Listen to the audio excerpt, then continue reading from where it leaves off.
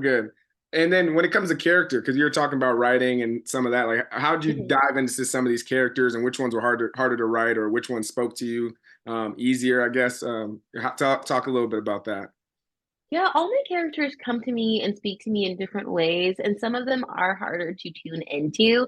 I like to think of characters and listening to them in my head as like a tuning into like a radio signal where you're kind of like trying to find the right dial to get all the static out, and sometimes there's just too much static to hear the story clearly. So I will say with my second book, The Dark Place, it was a little bit harder to fine tune that character's voice for me, just because there was so much static around me. But for my first book, The Undead Truth of Us, the main character Zari came to me so easily. She was always kind of just there, and it was easy to write her character because we had a lot of things in common, right? My main character Zari, she is a dancer, and so am I. She dances a form of dance called West Coast Swing, which kind of comes from like the ballroom types of dances, and I have a deep love for West Coast Swing. I've been dancing it for almost 10 years now.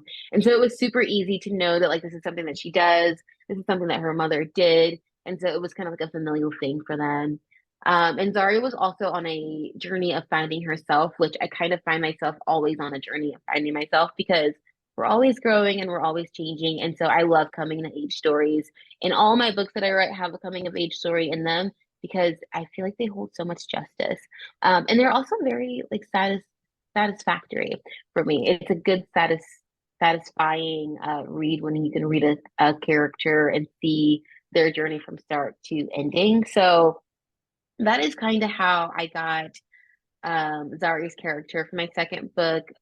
Um, the main character's name is Hailey, and she's definitely a little bit more alternative. She's a little bit more angrier with the world, and she has a morally gray way of thinking and being. She's sometimes a lie. Sometimes she's a liar. She's not always the bestest friend, and I feel I was able to really dive into that character because at one point in my life, I feel like I was that person. So it was easy to kind of find who she was because of that. So that's kind of how I get my characters. And then all my secondary characters come to me so easily. Their personalities are always just like so loud. Like in my very first book, The Undead Truth of Us, there's a side character. His name is Jesus, and he's just so funny and he's so goofy. And he reminds me of every class clown I've ever known growing up.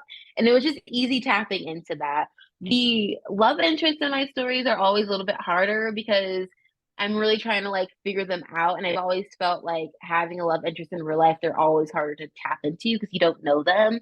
And they're always mystifying, which makes the lore of them so much more appealing. So those are a little bit trickier, but they always end up panning out somehow in the end.